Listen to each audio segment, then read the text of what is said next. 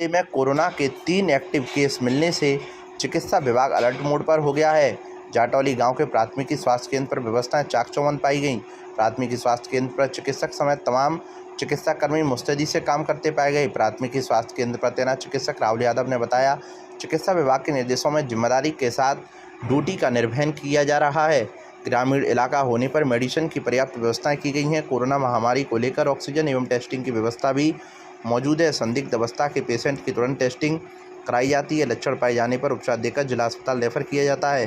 सफाई व्यवस्था से लेकर महामारी से मुकाबला करने के लिए सभी सुविधाएं संसाधन प्राथमिकी स्वास्थ्य केंद्र पर मौजूद हैं। प्राथमिकी स्वास्थ्य केंद्र जाटौली के चिकित्सक राहुल यादव ने आमजन से अपील करते हुए कहा कि फिर एक बार महामारी कोरोना ने दस्तक दी है। समाज के लोग पूर्व की भांति कोरोना गाइडलाइन की पालना करें। उन्होंने कहा, मुंह पर हमेशा मास्क का प्रयोग करें। घर में हमेशा साफ सफाई पर विशेष ध्यान रखा जाए।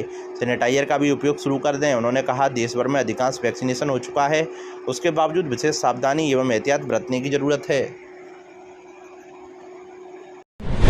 जिले में पायलट प्रोजेक्ट योजना ऐप का विरोध करते हुए धौलपुर के स्टाफ वेंडर मंगलवार को एक दिन की हड़ताल पर रहे। हड़ताल के दौरान विरोध प्रदर्शन करते हुए स्टाफ वेंडरों ने मुख्यमंत्री के नाम जिला कलेक्टर को ज्ञापन भेजा। स्टाफ वेंडर संघ के अध्यक्ष सुरेश गुप्ता ने बताया कि 1 अप्रैल 2023 से पायलट प्रोजेक्ट योजना के तहत एक ऐप शुरू किया गया है। नए नियम के मुताबिक स्टाफ वेंडर को स्टाम्प बेचने के बाद रजिस्टर के अलावा मोबाइल ऐप में जानकारी अपलोड करनी होगी। अध्यक्ष ने बताया कि रजिस्ट्री के साथ मोबाइल में स्टाम्प की जानकारी लोड करने से प्रदेश के सभी स्टाफ वेंडरों को परेशानी आ रही है। समय पर इंटरनेट की समस्या और दूसरी समस्याओं के चलते स्टाफ वेंडर मोबाइल ऐप पर स्टाम्प बेचने की जानकारी अपलोड करने में असमर्थ हैं। उन्होंने बताया कि अभी तक उन्हें स्टाम्प पर 1% कमीशन दिया जा रहा है, जिसे बढ़ाकर 5% करने की मांग की जा रही है, जिसको लेकर कई बार सरकार से निवेदन भी किया गया है। मंगलवार को अपनी मांगों को लेकर मुख्यमंत्री के नाम शहर के स्टाफ वेंडरों ने कलेक्टर को ज्ञापन सौंपा। मैं सुरेश गुप्ता, स्टाफ वेंडर संघ अध्यक्ष धौलपुर। ये सबसे पहले जो पहले स्टाम्प चढ़ते थे, रजिस्टर में चढ़ते थे, लेकिन 1 अप्रैल से मोबाइल ऐप के द्वारा चढ़ाने के लिए बोला था और उसके बाद में फिर भी दोहरी उन्होंने योजना लागू की। स्टाम्प रजिस्टर में भी चढ़ेंगे, मोबाइल पे भी चढ़ेंगे, जिस कारण स्टाम्प विक्रेता को एवं आम जनता को काफ़ी परेशानी होती है। नेट की प्रॉब्लम आती है, बार बार किसी का मोबाइल आने से वो ऐप चला जाता है, तो दोबारा उसको फिर ओपन करना पड़ता है, जिससे एक ही साथ चढ़ाने में काफ़ी समय लगता है। आम जनता को काफ़ी परेशानी होती है। सरकार से निवेदन है, या तो मोबाइल ऐप के द्वारा चढ़वाया जाए या रजिस्टर के द्वारा चढ़वाया जाए, एवं हमारा जो 1% कमीशन है स्टाम्पों पर, उसको 5% किया जाए। धन्यवाद। जय भारत। जिले में पुरानी स्कीम बहाली की राष्ट्रीय मांग को लेकर राष्ट्रीय कर्मचारी महासंघ के राष्ट्रीय आह्वान पर राजस्थान राज्य कर्मचारी संयुक्त महासंघ एकीकृत राजस्थान के निर्देशानुसार प्रधानमंत्री नरेंद्र मोदी को धौलपुर महासंघ की ओर से जिला कलेक्टर के माध्यम से ज्ञापन प्रेषित किया गया है। महासंघ एकीकृत धौलपुर के जिलाध्यक्ष प्रभास शर्मा ने बताया कि राज्य की गहलोत सरकार ने कर्मचारियों के हित में आज से 1 वर्ष पूर्व राजस्थान राज्य में कर्मचारियों के लिए पुरानी पेंशन स्कीम को बहाल कर दिया था, लेकिन केंद्र की सरकार ने राज्य कर्मचारियों का 41,000 करोड़ का जमा फंड आज तक कर्मचारियों के जीपीएफ फंड में आज तक जमा नहीं कराया है, जो कि केंद्र की मोदी सरकार की कर्मचारियों के प्रति मंशा को स्पष्ट दर्शाता है। महासंघ के जिला महामंत्री जितेंद्र कुमार ने बताया कि मांग पत्र में केंद्र सरकार से स्पष्ट मांग की गई है कि राजस्थान राज्य की तरह संपूर्ण देश में केंद्रीय कर्मचारियों, अर्धसैनिक बलों सहित पुरानी पेंशन स्कीम को तुरंत बहाल किया जाना चाहिए। यदि भारतीय जनता पार्टी ईमानदारी के साथ कर्मचारी हितैषी है तो शीघ्र राजस्थान के कर्मचारियों का 41,000 करोड़ का फंड सहित हिमाचल, छत्तीसगढ़, पंजाब, झारखंड के कर्मचारियों का जमा फंड उनके जीपीएफ खाते में जमा कराए जाएं। राजस्थान राज्य संयुक्त कर्मचारी महासंघ के बैनर तले आज केंद्र सरकार के नाम ज्ञापन सौंपा गया है, जिसमें केंद्र सरकार से राजस्थान कर्मचारी मांग करता है कि जो एनपीएस में कटा हुआ पैसा है 41,000 करोड़, उसकी तुरंत मांग करता है और केंद्र सरकार की तानाशाही पर विरोध करता है। केंद्र सरकार से कहता है कर्मचारी के हित में जो पुरानी पेंशन राजस्थान सरकार ने लागू की गई है, उसको केंद्र सरकार तुरंत प्रभाव से पूरे भारत में लागू करे, अन्यथा इसका 2024 में परिणाम भुगतना पड़ेगा। मैं जितेंद्र कुमार, जिला महामंत्री, राजस्थान राज्य संयुक्त कर्मचारी महासंघ एकीकृत धौलपुर। महासंघ के नेतृत्व में माननीय प्रधानमंत्री जी को ज्ञापन प्रदान किया, जिसमें एडीएम साहब के माध्यम से ज्ञापन दिया गया है।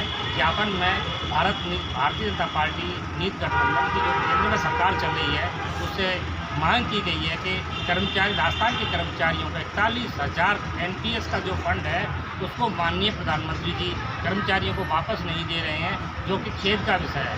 राजस्थान का कर्मचारी प्रधानमंत्री महोदय से मांग करता है कि 41,000 करोड़ रुपया राजस्थान के कर्मचारियों के GPF खाते में तुरंत प्रभाव से जमा किया जाना चाहिए एवं केंद्र की सरकार को राजस्थान सरकार के अनुरूप पुरानी पेंशन पूरे देश में अर्धसैनिक बलों को और अन्य कर्मचारियों को, केंद्रीय कर्मचारियों को तुरंत प्रभाव से लागू किया जाना चाहिए, क्योंकि कर्मचारी हित में अगर सरकारें काम नहीं करेंगी, कर्मचारी जोखिम भरे काम करता है, अब मेहनत करता है और वो सरकार की सभी स्कीमों को लागू करता है, इसीलिए उनको उनकी मेहनत के अनुरूप पुरानी पेंशन स्कीम का लाभ दिया जाना चाहिए। 41,000 करोड़ की राशि एवं अन्य जो प्रदेश हैं उनकी जो NPS की राशि है वो तुरंत प्रभाव से उनके GPF खातों में जमा करवाई जावे। पूरे भारत में पुरानी पेंशन स्कीम को लागू किया जाना चाहिए।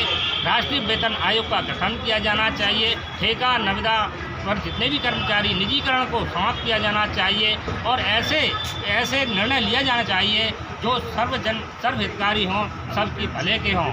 कर्मचारी आज राजस्थान का यही मांग करता है कि राजस्थान सरकार के निर्णय के अनुरूप पूरे भारत में पुरानी पेंशन को बहाल किया जाना चाहिए। जय भारत, धन्यवाद। बाल विवाह की रोकथाम के लिए SDM ने ली उपखंड स्तरीय बैठक, यह दिए निर्देश। बाल विवाह की रोकथाम के लिए उपखंड अधिकारी देवी सिंह ने मंगलवार शाम पंचायत समिति सभागार में सभी ब्लॉक स्तरीय अधिकारियों की बैठक ली।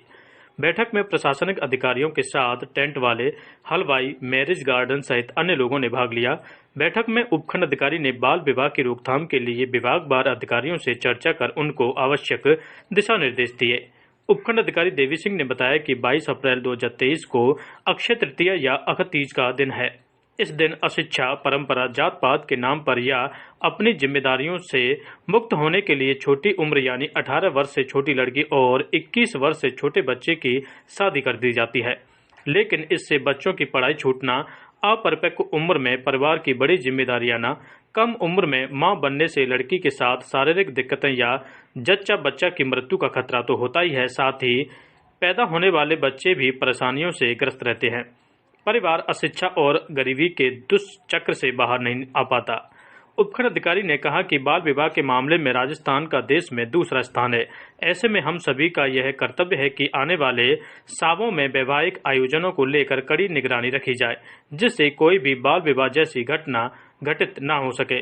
बैठक में उपखंड अधिकारी देवी सिंह के साथ नगर पालिका अध्यक्ष वीरेंद्र सिंह जादौन, पंचायत समिति विकास अधिकारी राकेश संगल सहित अन्य अधिकारी मौजूद रहे। मासलपुरिया व बजरंग मिष्ठान भंडार, सरमथुरा। हमारे यहाँ शुद्ध देसी घी से निर्मित मिठाई बनाई जाती है। साथ ही हमारे यहाँ स्पेशल मावा कचौरी, काजू बर्फ़ी, मावा बर्फ़ी, रसगुल्ला, गुलाब जामुन हर समय तैयार मिलते हैं। शादी और पार्टियों के लिए स्पेशल मावा, पनीर, सफल मटर, आइसक्रीम की बुकिंग की जाती है व हलवाई का विशेष प्रबंध है। हमारे यहाँ शुद्ध नमकीन तैयार की जाती है जो दूर दूर तक के लिए विशेष ऑर्डर पर तैयार की जाती है। हमारा पता है बॉडी स्टैंड के पास पैच, बॉडी स्टैंड के पास हॉस्पिटल रोड, सरमथुरा। आज ही हमारे संपर्क विष्णु मित्तल, अध्यक्ष 12/22 मेला समिति अग्रवाल महासभा। हमारा मोबाइल नंबर है पैच। आज ही हमसे संपर्क करें। विष्णु मित्तल, अध्यक्ष 12/22 मेला समिति अग्रवाल महासभा। हमारा मोबाइल नंबर है 8619734318। धौलपुर जिले के कोतवाली थाना इलाके में चंबल नदी के पुराने पुल से 18 साल की युवती ने नदी के गहरे पानी में छलांग लगा दी। पुल के नीचे बोटिंग पर तैनात युवक नज़ारा देखते ही मौके पर पहुंच गए। बोटिंग नाव की मदद से युवती को सकुशल बाहर निकाल लिया गया। मौके पर पहुंची पुलिस ने एम्बुलेंस की मदद से युवती को जिला अस्पताल में भर्ती कराया। सागरपाड़ा चौकी प्रभारी नरेश पोसवाल ने बताया कि आज मंगलवार को शहर की रहने वाली 18 वर्षीय युवती चंबल नदी के पुराने पुल पर पहुँच गई। काफ़ी समय तक युवती पुल के ऊपर खड़ी रही। इसके पश्चात युवती ने चंबल नदी के गहरे पानी में करीब 80 फीट की ऊंचाई से छलांग लगा दी। युवती को छलांग लगाते हुए पुल के नीचे बोटिंग नाव चला रहे कुछ युवकों ने देख लिया। युवक तत्परता दिखाते हुए बोटिंग नाव को लेकर मौके पर पहुंच गए। युवकों ने साहस का परिचय देते हुए गहरे पानी के अंदर से युवती को सकुशल बाहर निकाल लिया। घटना की सूचना सागरपाड़ा पुलिस चौकी को दी गई। पुलिस ने चंबल नदी पहुंचकर एम्बुलेंस की मदद से युवती को जिला अस्पताल के इमरजेंसी में भर्ती करा दिया। चौकी प्रभारी पोसवाल ने बताया कि युवती की हालत सामान्य बताई जा रही है। पुलिस द्वारा युवती के पर्चा बयान लिए जा रहे हैं। पुलिस ने मामले की जांच शुरू कर दी है। धौलपुर जिले के सेपू उपखंड इलाके के निदेरा खुर्द में आयोजित हो रही श्रीमद् भागवत कथा के 6वें दिन आचार्य भरतलाल शास्त्री ने सुदामा चरित्र का मनमोहक चरित्र चित्रण किया। आचार्य ने भगवान श्री कृष्ण और सुदामा की मित्रता को प्रेम का अटूट बंधन बताया है। मित्रता स्वार्थ से नहीं दार से चलती है। जहाँ भाव होता है वहीं भगवान की शक्ति रहती है। भागवत कथा में श्रद्धालुओं को उपदेश देते हुए आचार्य भरतलाल शास्त्री ने कहा, भागवत कथा मानव की मुक्ति का सुगम साधन है। भागवत कथा रूपी नाव पर बैठकर मनुष्य संसार रूपी भवसागर से सहज में पार हो सकता है। उन्होंने कहा, कलयुग में भगवान की प्राप्ति का सुगम साधन श्रीमद् भागवत कथा है। राजा परीक्षित को भागवत कथा के श्रवण से ही मोक्ष की प्राप्ति हुई थी। उन्होंने कहा, भगवान की प्राप्ति का सुगम साधन भक्ति है। शक्ति का भाग एवं रसधारा भागवत कथा में समाहित है। उपदेश में उन्होंने कहा, जन्म जन्म के पुण्य होने पर भागवत कथा के आयोजन होते हैं, लेकिन श्रद्धालुओं को भागवत कथा का श्रवण जरूर करना चाहिए। आचार्य ने श्रीमद् भागवत कथा प्रसंग में कृष्ण और सुदामा की मित्रता का मनमोहक चरित्र चित्रण किया। उन्होंने कहा, मित्रता धन दौलत वैभव संपत्ति को नहीं देखती है। मित्रता सिर्फ भाव और हृदय से निभाई जाती है। कृष्ण और सुदामा की मित्रता की नज़ीर विश्व के पटल पर दी जाती है। उन्होंने कहा, धन संपदा की बात की जाए तो सुदामा दरिद्र थे, वहीं भगवान श्री कृष्ण द्वारिकाधीश थे। सुदामा के घर में खाने के लिए एक दाना भी नहीं था। सुदामा की पत्नी सुशीला ने भगवान श्री कृष्ण के पास द्वारिका भेज दिया। द्वारिका पहुंचकर सुदामा का भगवान श्री कृष्ण ने आंसुओं से पैर धोकर सम्मान किया। भगवान श्री कृष्ण ने सुदामा की पोटली में रखे चावल भी खा लिए। आचार्य ने कहा, सुदामा की खुददारी देखी। उन्होंने भगवान श्री कृष्ण से दरिद्र होते हुए भी कुछ नहीं मांगा।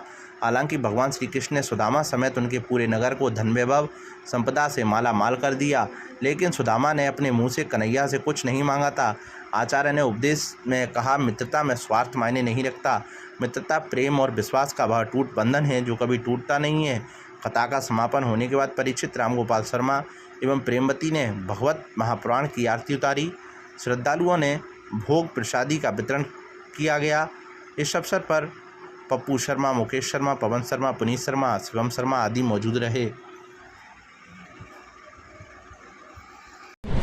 भगवान परशुराम जी के जन्मोत्सव की तैयारियों को लेकर श्री परशुराम धर्मशाला पर बैठक का हुआ आयोजन।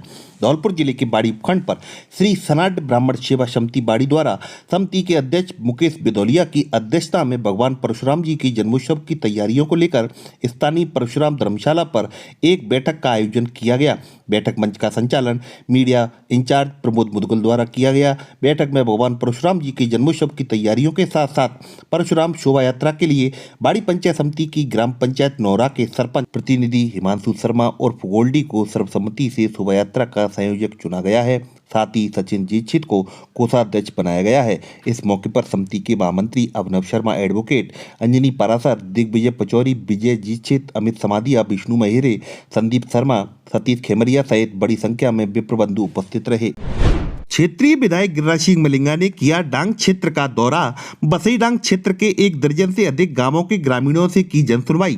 धौलपुर जिले की बाड़ी विधानसभा क्षेत्र के क्षेत्रीय विधायक गिरिराज सिंह मलिंगा जहां प्रतिदिन निवास और कार्यालय पर क्षेत्र की जनता की समस्याओं को सुनकर उनका निस्तारण कराते हैं, वहीं क्षेत्रीय विधायक गिरिराज सिंह मलिंगा डांग क्षेत्र में रहने वाले ग्रामीणों की समस्याओं को सुनने के लिए उनके द्वार पहुंचे, जहाँ उन्होंने डांग क्षेत्र के गाँव कुदिन्ना, नगर, बरपुरा, करुआपुरा, डोयले का पुरा, रजई, चौकपुरा, छतरीपुरा, भूतपुरा, मेहदपुरा, चंदीलपुरा, रुदेरा सहित डांग क्षेत्र के अनेक गांवों के रहने वाले ग्रामीणों की जन समस्याओं को सुना और साथ ही ग्रामीणों की कुछ समस्याओं के निस्तारण के लिए मौके से ही संबंधित अधिकारियों को फोन कर अवगत कराते हुए आवश्यक निर्देश देकर जल्द से जल्द समस्याओं के निस्तारण के लिए निर्देशित किया है।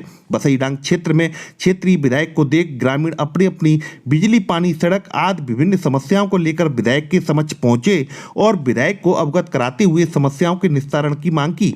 वहीं ग्रामीणों ने विधायक मलिंगा से इस भीषण गर्मी के दौर में पीने के पानी की मुख्य समस्या के जल्द से जल्द समाधान कराए जाने की मांग की। वहीं विधायक मलिंगा ने सरकार द्वारा आमजन के लिए चलाई जा रही विभिन्न योजनाओं के बारे में ग्रामीणों को जानकारी दी और ग्रामीणों द्वारा बताई गई पीने के पानी की समस्या के निदान के लिए ग्रामीणों को आश्वस्त किया कि सरकार की योजना के तहत जल्द ही आप लोगों के लिए पानी की टंकी का निर्माण कराया जाएगा, जिससे आपकी पीने के पानी की समस्या का निदान हो सके। वहीं ग्रामीणों ने क्षेत्रीय विधायक गिरिराज सिंह मलिंगा का राजस्थानी पगड़ी बांध फूलों की माला पहनाकर स्वागत सम्मान किया। इस मौके पर कुदिन्ना गांव से देवी सिंह, नगर से जोगिंद्र, अतर सिंह, रामवीर, नेकाराम बिदूड़ी व अवतार, बरपुरा से हरिओम, करुआपुरा से राजवीर व रामवीर, डोयलेकापुरा से रामधार, रजई से अनुरोध, चौकपुरा से देवेंद्र मूढ़न, भूतपुरा से विजय लाल और रघुवीर, छत्रीपुरा से रामेश्वर भागीरथ और रिंकू, मेहदपुरा से हाकिम रणवीर, कृष्णपाल सिंह व समुद्र, चंदीरपुरा से बनवारी, विजेंद्र, जगदीश, नरेश, भगत जी, जैतवीर, राम सहाय के साथ मंडल अध्यक्ष सीताराम कंसाना, रुदेरा से नरोत्तम सिंह गुर्जर के साथ गांव हनौता से रामनिवास पोसवाल सहित डांग क्षेत्र के अनेक गांवों के रहने वाले ग्रामीण जन उपस्थित रहे। कंचनपुर थाना पुलिस ने मारपीट के मामले में थाने पर दर्ज मामले में फरार चल रहे आरोपी को कंचनपुर क्षेत्र से किया गिरफ्तार। धौलपुर जिले की कंचनपुर थाना पुलिस ने दलित महिलाओं के साथ मारपीट करने के मामले में फरार चल रहे 22 वर्षीय आरोपी को कंचनपुर क्षेत्र से गिरफ्तार किया है। पकड़े गए आरोपी ने अपने साथियों के साथ मिलकर महिलाओं के साथ लाठी डंडों से मारपीट की थी। पुलिस ने घटना के समय भारतीय दंड संहिता की विभिन्न अपराध धाराओं सहित मामला SC/ST एक्ट के तहत दर्ज कर अनुसंधान शुरू कर दिया है। वहीं मामले की जांच धौलपुर ग्रामीण सैदपुर सर्किल CO विजय कुमार सिंह द्वारा की जा रही है। सफेद पीर गुमट बाड़ी से दहेज की खातिर विवाहिता के साथ मारपीट कर घर से निकाला। पुलिस ने मामला दर्ज कर जांच की शुरू। धौलपुर जिले में बाड़ी कोतवाली थाना इलाके की रहने वाली एक 30 वर्षीय पीड़ित विवाहिता को ससुराली जनों के द्वारा दहेज की खातिर मारपीट कर घर से बाहर निकालने का मामला सामने आया है। वहीं पुलिस ने पीड़ित विवाहिता की तहरीर पर ससुराली जनों के खिलाफ दहेज की खातिर मारपीट कर घर से बाहर निकालने का मामला दर्ज कर जांच शुरू कर दी है। जानकारी देते हुए मामले की जांच कर रहे बाड़ी कोतवाली थाने पर तैनात एवं पुलिस चौकी गुमट बाड़ी के इंचार्ज सहायक उप निरीक्षक पुरुषोत्तम शर्मा ने बताया कि थाने पर अपने 65 वर्षीय पिता के साथ उपस्थित होकर 30 वर्षीय पीड़ित विवाहिता सवाना पत्नी शहीद निवासी सफेद पीर गुमट बाड़ी हाल तकिया चौक गुमट बाड़ी थाना बाड़ी जिला धौलपुर ने पुलिस थाने पर दर्ज कराई गई रिपोर्ट में बताया है कि दहेज में 50,000 रुपये और लाने को लेकर उसके ससुराली जन उसके साथ आए दिन मारपीट करते रहते हैं और कुछ दिन पूर्व ससुराली जनों ने डंडों से मारपीट कर उसको बच्चों सहित घर से बाहर निकाल दिया। पीड़िता अपने दोनों बच्चों के साथ अपने पिता के घर पहुंची और घटना के बारे में जानकारी दी। पीड़िता के पिता ने उसे अस्पताल में भर्ती कराया और ससुराली जनों के खिलाफ पुलिस थाने पर मामला दर्ज कराया है। वहीं पुलिस ने भारतीय दंड संहिता की अपराध धारा 323, 341, 384 में मामला दर्ज कर अनुसंधान शुरू कर दिया है।